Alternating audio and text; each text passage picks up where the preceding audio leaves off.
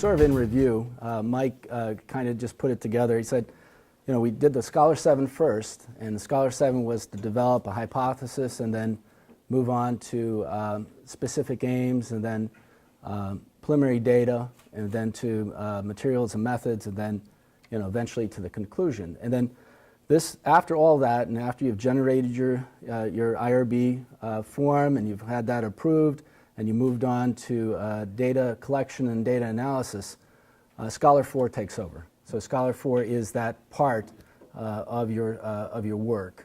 So Scholar 4 is divided into, of course, 4 sessions: abstract development, poster development, oral presentation, and manuscript development. So you know what we did in the beginning. You all got a toy, and we took those toys, and everybody got a toy, and you developed a hypothesis from that toy. You got a title, you developed your introduction, and you developed a methods and materials and a result, and then you put in your conclusion, and you put that all in a tiny little space with about 200 words. So that's where we should be at right now. The next step that we're going to go through is the actual development of a poster. This means that you've submitted your abstract to a meeting in some large medical meeting, and the abstract was accepted. You got the abstract, and they gave you the venue, and so they told you that you'll be presenting a poster. There's 2 ways of presenting a poster. One is actually developing and producing a large poster that rolls out onto a board and pinned up. That's one way. And the way that we're going to do it today, which can be transferred to that paper form, but the way we're going to do is mostly electronic and on a PowerPoint setting. So that's how we're going to start it out.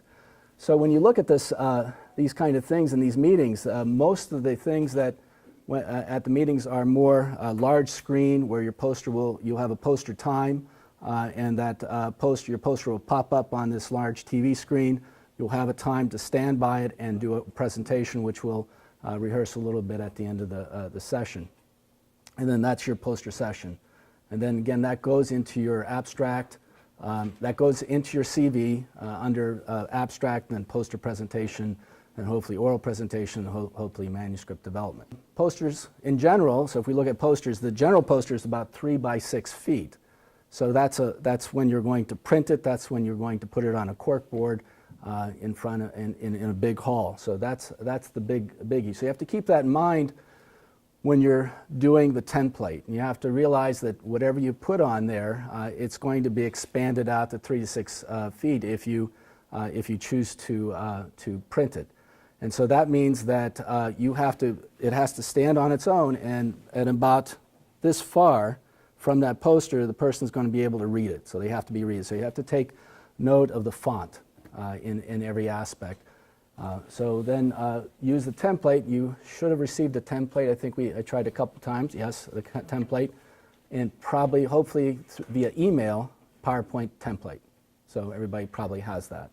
So we're going to try to go through this, finish early, and allow time for you to produce and present. And we're going to talk about if you're going to. So it's just one little pearl. So if you're going to make a printed poster, and you roll it up into a tube, don't check it on the airplane. I've had many times where I thought, oh, that's not real, and I checked it, and I didn't have a poster when I got there. And it took a couple days. So never check it, carry it with you, stick it in the bin, but never check it, carry it with you, and I can tell you, you'll avoid a lot of nervousness and ulcers. So essentially, this is what the template looks. Maybe if we can turn the light down a little bit. I don't know whether that'll help. Maybe that won't help. Very quickly, because I will give this, there we go. So this is one way of developing a poster. So when we have the poster in front of us, your institutional logo will be at one side. You can put them on both sides in the corner. That might be university hospitals, it might be Case Medical Center, it might be LECOM. Whatever institution that you're working within should take credit for that, so that'll be on both ends. Your title should be in the middle, centered. So again, developing a title that's short and sweet, that draws people to your poster is very important. Then they say 10 feet away. I imagine that's 10 feet so they can see it and read it. Below, in smaller font, author affiliation. So authors in order, whoever's first, and then middle, and then last, with the affiliations in the appropriate way as well. And then usually there's three columns to 4 columns. I won't put that, but usually I like 4 columns. You can put learning objectives, background, research methods, tables, and you can kind of scatter it. The way I like to do it, and I'll show you this in a minute, is this type of template. So your heading is here, your affiliations. Your abstract that you wrote, that you have with you, will be cut and paste right here in your first column. A small introduction. So this introduction here, you have some lines here. You have maybe 3 sentences. Your introduction may have 3 paragraphs, 1 sentence, sort of spelled out, a little longer. Your material methods, you can see pictures, what you used, how you did it, maybe, and for our purposes here, a nice paragraph on how you did it, very expanding this. Every sentence will be then expanded into a paragraph here. And then your pictures, and those pictures will be called figure 1, figure 2. You can reference them up here. And then any other sorts. And then your next column is your results. And your results are essentially here. And then with your results, you can put things down like your tabulated data. And then finally, here would be your discussion. And your discussion is a longer introduction, a little bit more. So you're holding back. You hold back till you get to the discussion and throw everything at them. That's how you would do that. So it's just leading them through your poster. And then finally, conclusions at the very end, which will be bullets. I like bullets. I like 3 conclusions. And they don't necessarily have to be conclusions from your study. You may have 1 conclusion on your study. But then you could lead up to that saying that, for example, people get hungry, people like pizza. We've shown they eat a lot of pizza. So that might be that walk in your conclusions. I don't necessarily put references in. If you have space, you can put references in. I think that would be fine. This is a better example. I think, Gabby, I think you'd recognize this one. So this is an interesting one. So it's the same kind of bit. So you see the title.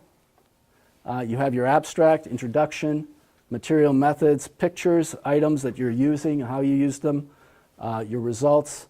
And this is where your tabulated results are. If you want to put a pizza here, that's okay. And then your discussion, a little bit longer, should be a little longer than your introduction. And then your conclusions, more bullet form. If you want to put the references in, those are fine too. So what I'd like to do is start, just in general, getting the title up. So I'm going to come around. Let's get your title on. I'm going to come around and look at each one of your titles and then your affiliations. Let's see what you've got, and then we can make some changes from there. All right? So yeah, I would make this smaller. Oh, the font, you mean? Yeah, you want that maybe half, maybe even less than half, 1/3 of what that looks like there. Oh, yeah. That was just what was on Yeah. the thing. But, yeah. We should take a picture of the Kendama master. Well, that, and then text whoever has, and then you'll be using that in this part. Email Chris, okay. Perfect. You just have to cut that out of there, and then put your title in, and then put who's working on it, and then we're in good shape. Okay. Good.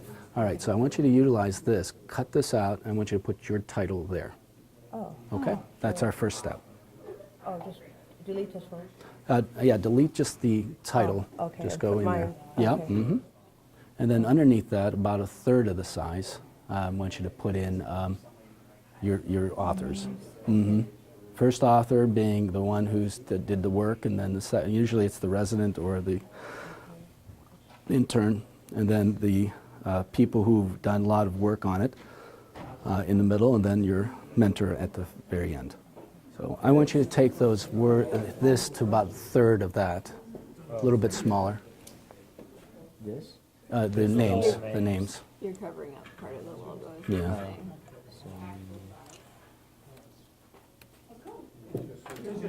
No, you don't have to, yeah, you just Just to make the font. smaller. Yeah.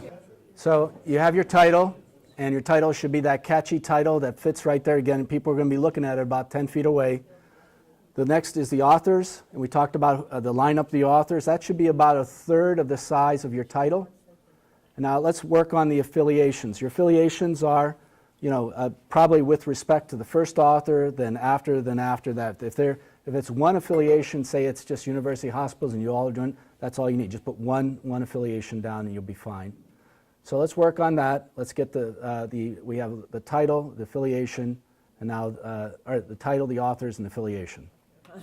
I'd see pull that up just a little bit, get it up close to the top a little bit more, and then put your authors below that, and then put your then affiliations. Okay. In the box, right? Yeah. Okay. All right. And you can kind of you can stretch that box down if you want, and then so your authors would be maybe a little bit smaller. Okay. Yeah. Try to paste them over into the thing, And then what you want to do is that. so I can read it. Right, so you remember, so here's another tip, is that it all should be, this all should be in the same font. Oh, this part All that, should be in the same. Okay. yeah, same font. And then, like I said, I But think, obviously, I mean, this is like in this size, not in this giant size, 42 by 6 foot, right? So I mean, it would look when you print it out. right, it'll be a lot bigger, It so. would be much bigger than Yeah. the giant size, Yeah, right? yeah, that's right. So, when you send it off, the printer will tell you, look, he'll make some corrections for you. There's the caps right there. You can take that picture, you're going to use that too, right? That'll be part of your method as well. That was our ammo. Yep. So they just took from their abstract that Cut they and already paste made, there, cut yeah. and paste it, played around with the font sizing, Yeah. and we just justified it. And so Beautiful. we moved ahead. Okay. So you guys are more like, and if you expand that, pull that way, and see if it'll follow the track with that.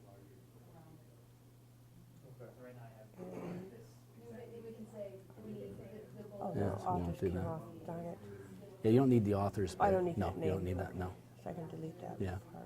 Maybe you want to just bring that back there, and then maybe just by highlighting the whole thing, highlighting all the words, Okay.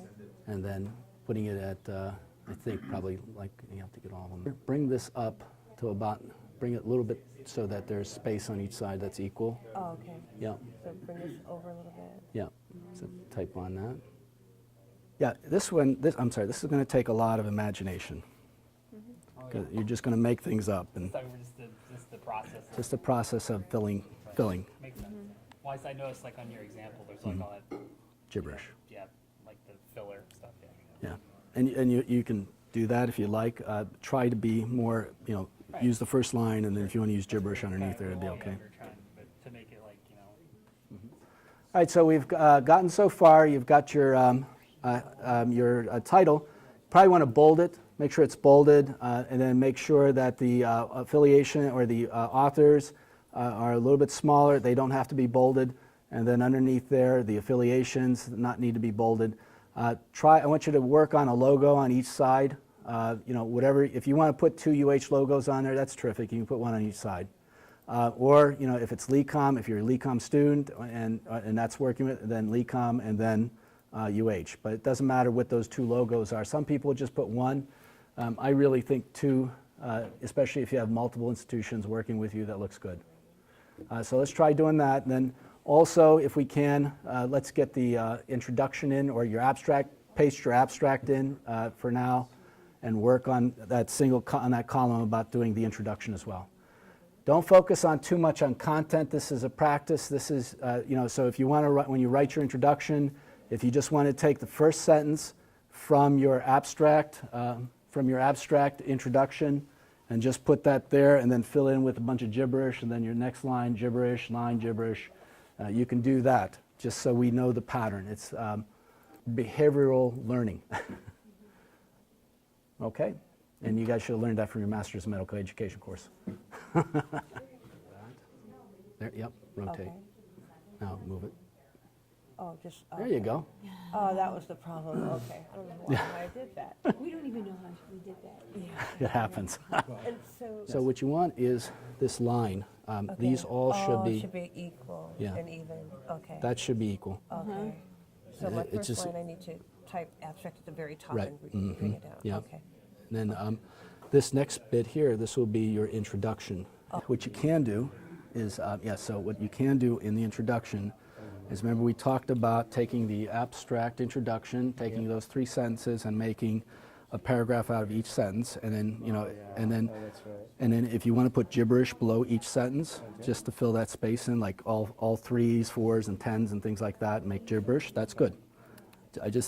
This is actually just trying to give an idea. So I have it all with me. I was just suggesting certain font sizes. Good. And 24 is the one that I usually like to use, but And you said to do this, you said? To center the stuff or something? Or you have so margins highlight or- the entire column.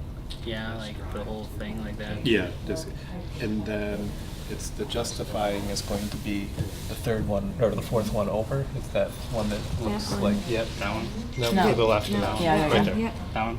Yep. Yep. And you see how it spreads out the lettering, so Yeah, it's so very it fills even the on both whole- sides. Yeah, that gotcha. looks It nice. just Fills the column. aesthetically looks better. Uh-huh. And this is about aesthetics. Oh, yeah. People don't want an ugly poster. They won't come up to an ugly poster. Unless it's so ugly that it. Yeah, it's really ugly. You say, I really I must look at this ugly poster. I'll never get another. I'll never get another chance to see this ugly poster. Oh my gosh. Very good. Your first thing here is dropping the cap made on a hard surface will cause more detonations than a soft, than gibberish. And then people have throughout the centuries enjoyed, that's your next part, gibberish. And then this, last one, then gibberish. Maybe just make up stuff. 4, 2, 3s, hashtag, that kind of thing. Just fill in the space so that you get the idea. When we get to The introduction, which is this here, right? Okay, and this might, and then just as long as the font, all the fonts stay the same. All the fonts should be the same. Lord, our You guys are flying ahead.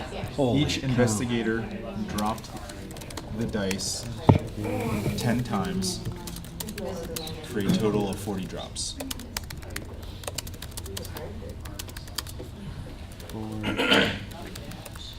While all 4 seasoned researchers were in the same environment, We're trying to get our pictures. I emailed him our pictures from my phone. So for material methods. Yeah. We're gonna make our table too. Yes, and then Brian's going to talk to you a little bit, as soon as we get to that material methods area, Brian's going to talk to you about statistics a little bit. Okay. Just real quick, easy. Sometimes that all it takes is just quick, easy test. Are these pictures? Good. So we're about, I think everybody is pretty much at this title, authors, affiliations, sides, and then I think you've gotten your abstract up, and then I think most of you've gotten your introduction in there where, remember, you take the first line out of your background and make a paragraph with each line and just fill it up with gibberish for now at some other point. Then I hope that we're at the material methods section. So we're going to talk a little bit about that. So your material methods is the same thing. You take this material methods and then you put the same lines, paragraph underneath each line, and then your pictures of your items. So if you have, so you can do a couple of ways of doing this material method. So you can have a picture of the item. You can have the ammunition used in the item in case of the hand grenades, the exploding hand grenades. You can also have a picture of you actually doing it. So in the case of your ball thing, you can have someone doing it. So that might be 3 separate figures. So there's no real limit on the amount of figures. The only thing is, like we say, nobody likes an ugly poster. So you want to make it aesthetically looking well. So you don't want 3 might not be good. 4 would be better, so it makes a more aesthetic picture. If you're going to use 4, you have 1, 2, 3, 4, A, B, C, D. That might make it look better.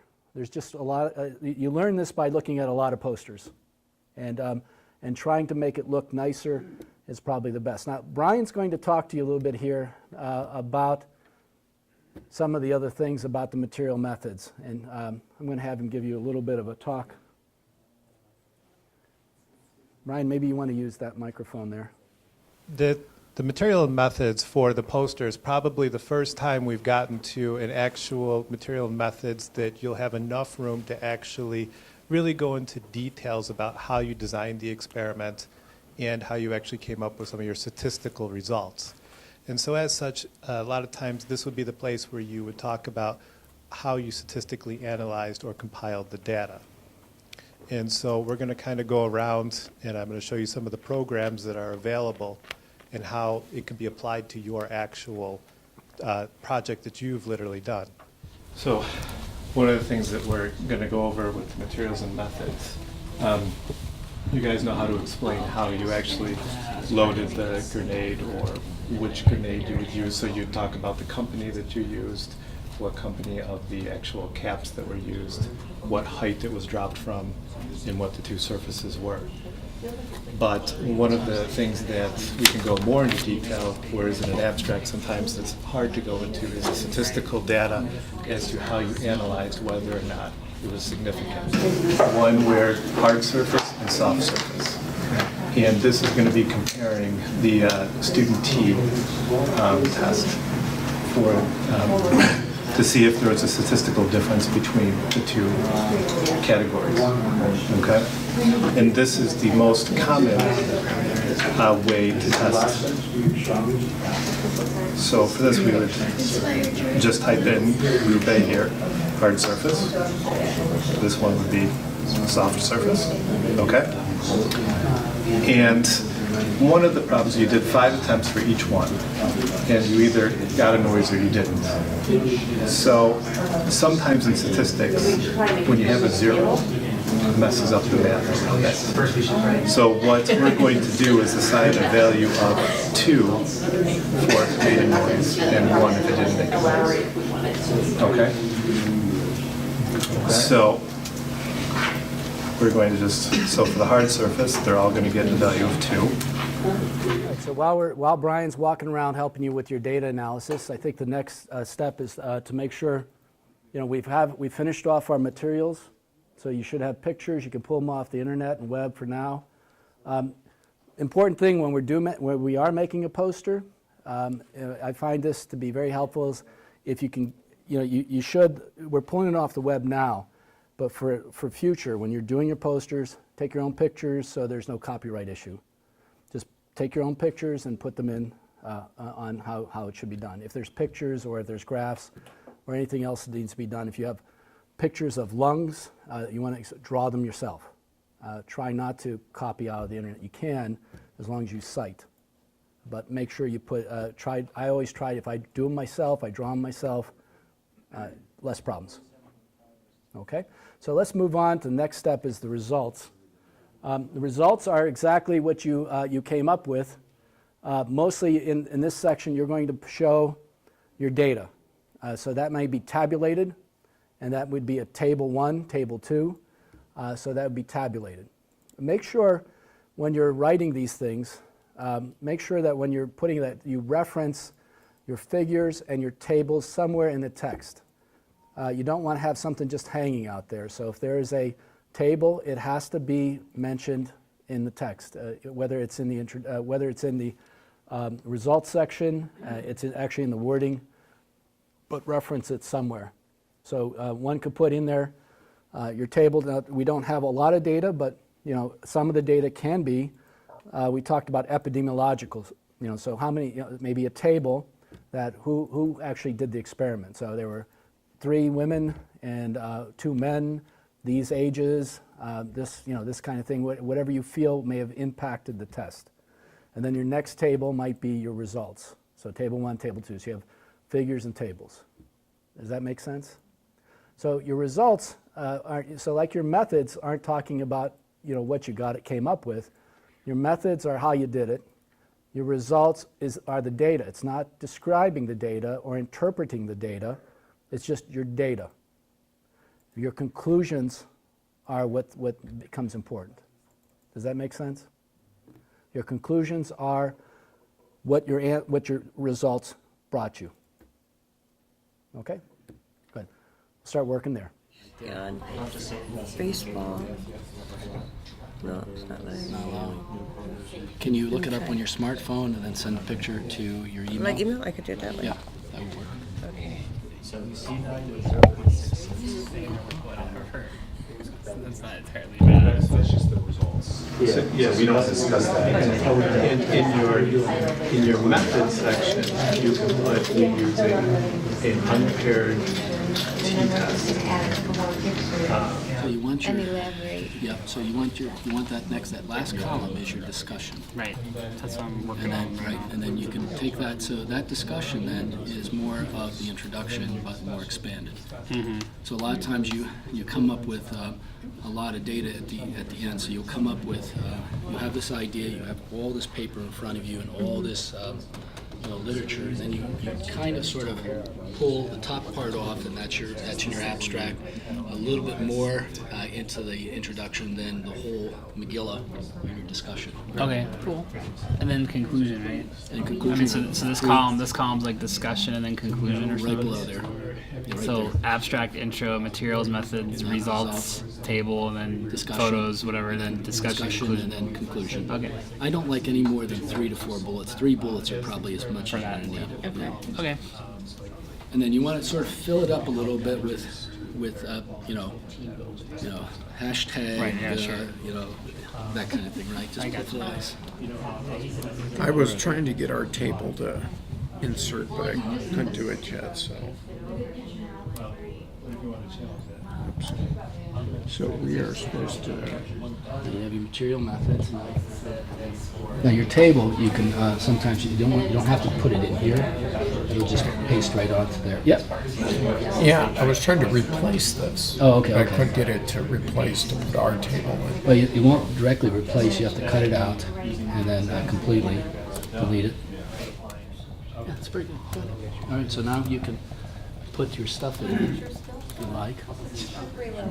We have, Well, that's the way it's supposed to look. Yeah, it looks pretty good So actually. the visual is wonderful. You're starting from a toy, and you got that visual. Imagine what happened if you actually started with medical data. Yeah. And you already have that idea. So your idea, I think, was with the With the diabetes. diabetes. Oh, diabetes, yeah.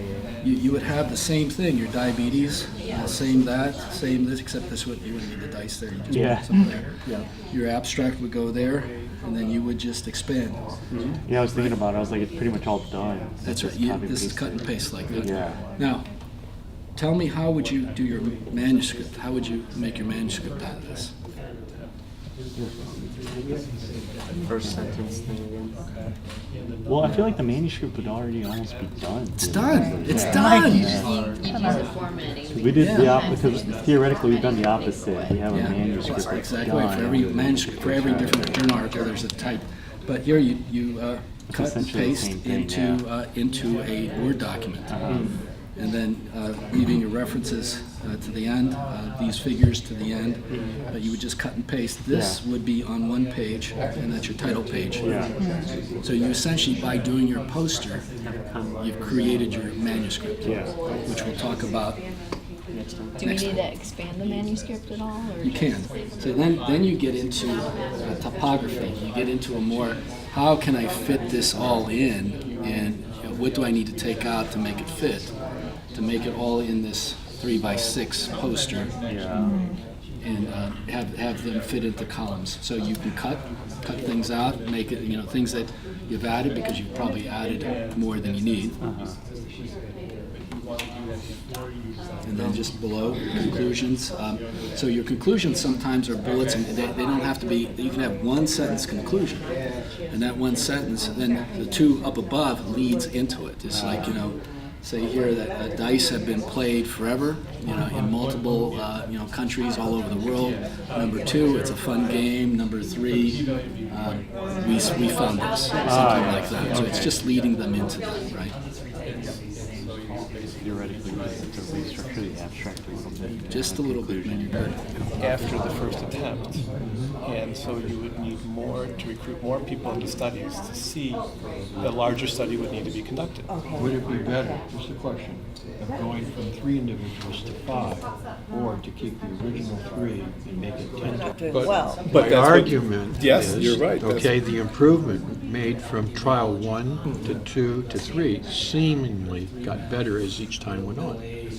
So my thought is, can it even get better going to 10 instead of 5? It's could. We'd have to find out. But that might make it more difficult. Then you want to repeat essentially what you had in your introduction. So I would, you could put a line for, it has to be a little bit different. Again, you're saving up your ammo to your discussion. So the rest of that just gets deleted. And then you want to expand your introduction. So maybe take the first sentence from the introduction, just say expanding introduction here. And then go down to the conclusions. 4 bullets. So the 4 bullets down at the bottom of this, you want to put in, one bullet might be, it says, people have utilized this exploding hand grenade for decades. Number 2, it is often found with some level of intrigue that surfaces make a difference of how often it explodes. And then last, we have found that the hard surface is better. And those are your 3 points. And those should be bullets, so you want to bullet those 3.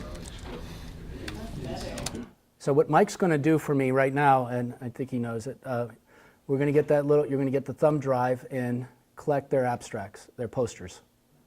So we're going to take your posters right now, and then we're going to put them on one thumb drive, and then we're going to put them up here, and then we're going to have you present your poster. So what's very important about poster presentation is that you'll be asked by the meeting to come over and present your poster. So you'll have a time frame. You'll have this time. They might be Saturday from 3 to 5, and you're to be at the poster. So you want to get there early, put your poster up, or be at the station where the monitor is. So when your poster comes up, you're ready. But there's a couple important points I want to walk you through.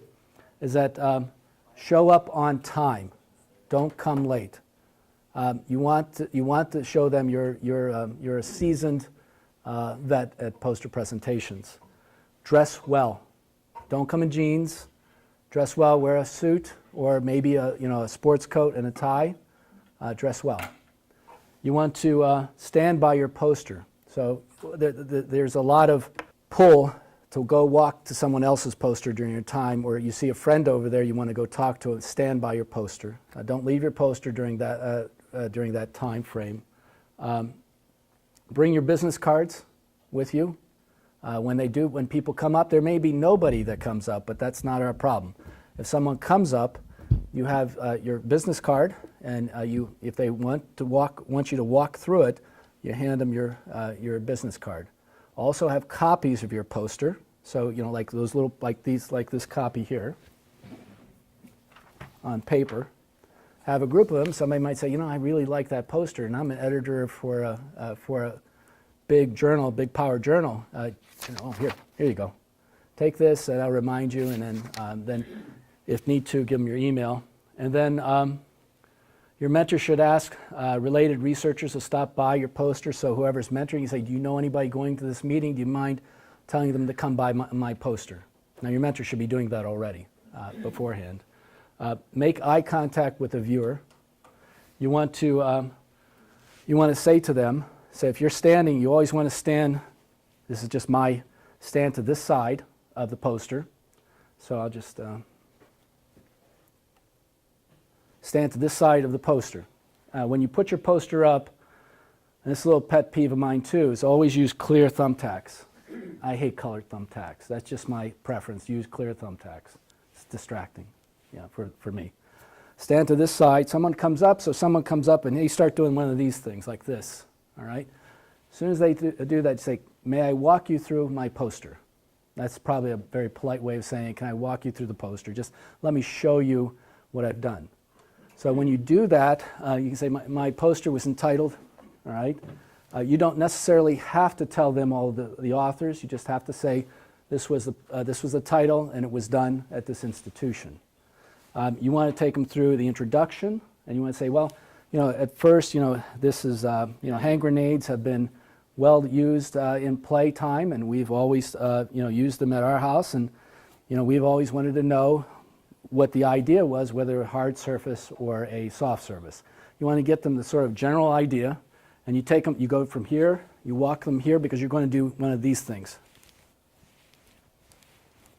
Okay? So you're going to go here and you're going to talk about, we came up with this idea, we went out and bought these hand grenades, and we put them together, we stood this way, and we dropped them, and we determined this, and this is the statistics we used, and this is the methods. Here are the results. This is what we found, looking at this population. We found that yes, it's the hard surface that's much more accommodating. And then you go in and you say, and we conclude. You don't really have to go over your discussion again. So here's our conclusions. Our conclusions are A, B, and C. This is about a 1 to 2 minute walkthrough. It's very quick. You don't want to drag this on. This is not a lecture. It's a 1 to 2 minute walkthrough. So, and then at the end you say, are there any questions? Do you have any questions for me? And then talking points for a poster presentation. Do you have any questions? Do you see any flaws in my methods? That's always helpful. Always change is always good. If they see something, so well, look, I would change this. If you want this published, change this. Write that down. And then my conclusions. Do my conclusions make sense? Did it make sense to you? So you're getting in a conversation. Specific questions about contact people who, do you have any suggestions where I should send this into? So that always helps. After the presentation, say that you have a presentation and the guy says, he asks you this question, you have no idea the answer. It's just like way out there. So an easy out is saying, I don't know the answer. Don't try to run around it. It just looks silly. Just say, I don't know. But I can get back to you. Give me your email and I will get back to you. I'll ask my mentor and I will get back to you. And then that goes from there. So, but when you get back, respond to those questions, get their email, respond to them within 30 days. Keep the momentum going on your poster, and then we publish. So the next time we meet, we'll talk about how this will go into, further into your work. Does that make sense? So Mike, do you have all their presentations? So for the final we're going to ask you to come up and present your poster. All right, I need one volunteer from the from the DICE team. Okay, here's your thing. Here's a card. So that's your card, but that's my card. So what I'd like you to do is stand by. You're doing a poster presentation, and I'm going to come up here and say, what do you do when I come up to you like this? Hi there, I'm Dr. Skidmore. Nice to meet you. What can I tell you about my poster? Can I walk you through my poster? Can I walk you through my poster? Love to. Go, have at it. All right, so we studied the effect of dice orientation on the end drop value. Dice is basically a very widely popular game. It's very popular around the world. A lot of people, look at it and see if there's a way that they can kind of control the outcome by rolling the dice. So what we did was kind of look at that and see if that's possible or feasible. Mm-hmm. So basically what we did in our project was we had multiple individuals hold the dice with an even number up. We then dropped the dice to see if holding the dice with an even number up would control the outcome, if we could predict whether an even or odd number would come face up.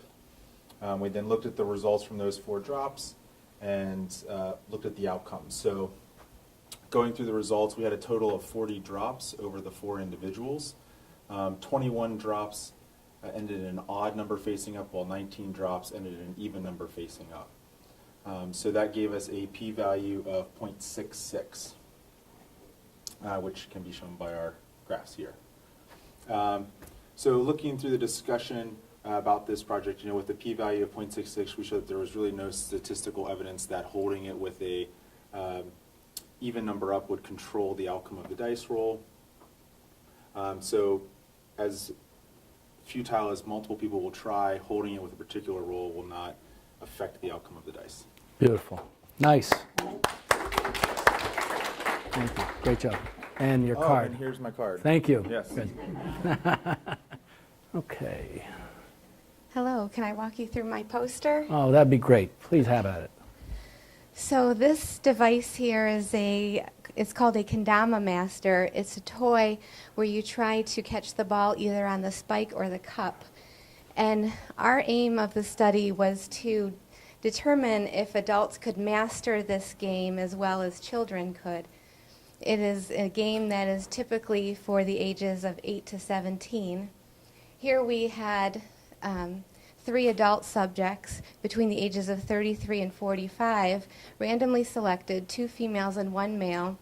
Each participant was given 3 attempts to master the kendama spike catch, and the number of successful attempts were recorded. As you can see in our table here, each subject failed to master the spike catch on each of the 3 attempts for a success rate of 0%. Conclusion, the Kendama Master game should be continued to play by children ages 8 to 17. Very good. Good, very good. And there's your card. Thank you very much. That was very nicely done. Thank you, kid. Thank you. Nice to meet you. So you can see how well that goes just with a toy. Just imagine you had real data. It's a really good data. It's fantastic. So, you know, when you get to this point here on the table, you can say, this table shows. So something like that wording. This table shows. And that makes things flow a little better. Here's our pitch. The photo that we graphed Didn't go in. out. That's okay. All right. All right, so I'm going to come up here and I say, okay. May I walk you through my? Yeah, that's your card there. That's your card. Oh. Thank you. Yeah, please have at it. Okay.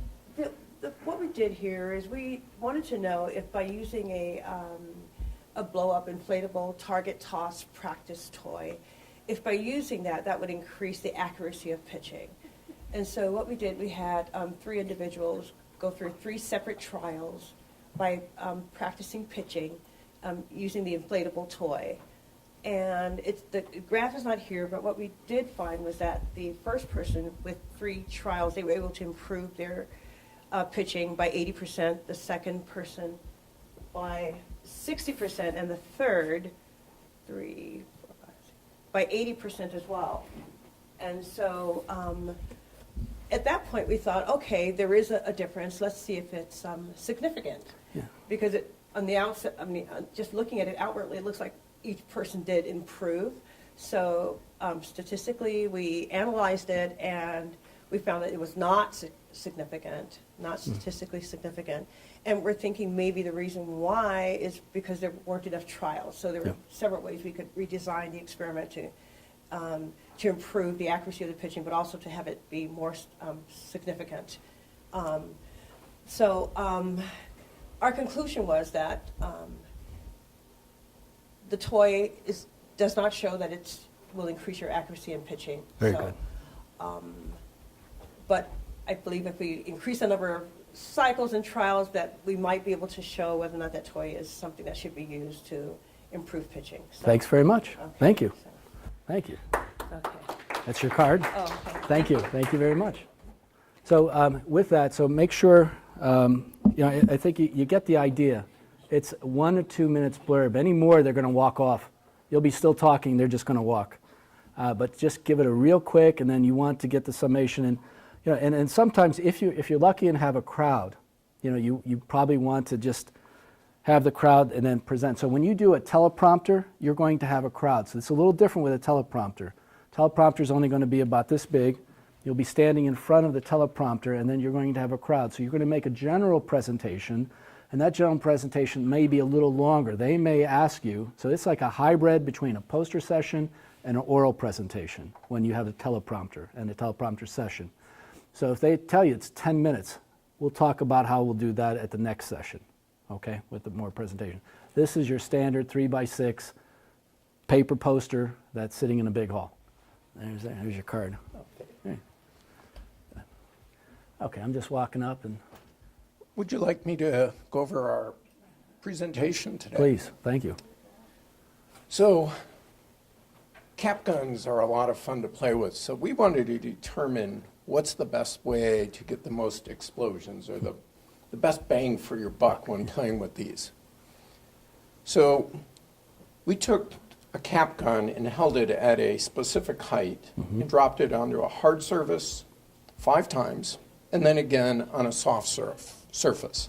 So if you look at our chart here, you'll see that 5 times out of 5, the cap gun exploded on the hard surface. On the soft surface, only 1 time. Thus, our conclusion was, if you want to get the most bang for your buck with a cap gun, you want to drop it on a hard surface. Very good. Very good. Thank you. Thank you Do very you much. have any questions? I don't. I really would like to know a little bit about where I can get one of those. I need 5 of them for my kids. Well, here's my card. And then you can say you don't know, but you'll get back to me. I don't know, but I will gladly get that information to you. Thank you. Thanks very much. Very good. So you can see how easy that was. And I said, I think that what I'm going to give you a little homework to do for the next session. I think everybody presented. So the next session, what I want you to do is beef up your posters. All right, just fill in those blanks as much as you can. It doesn't have to be real, but just fill it up. And then put the pictures in. We want a lot more text. So what we're going to do the next session is we're going to try, so I want you to have PowerPoint available. We're going to try to set up so the next step is if they sit at a meeting, you're not getting a poster, you're getting an oral presentation. That's a little different. So I want you to think about how you get all that data into 10 slides only. We'll talk about that on how to set that up at the next. So organize your poster a little bit more, fill in the blanks, bring a PowerPoint onto your laptop, and we'll start working on oral presentations. All right? Thanks a lot, guys.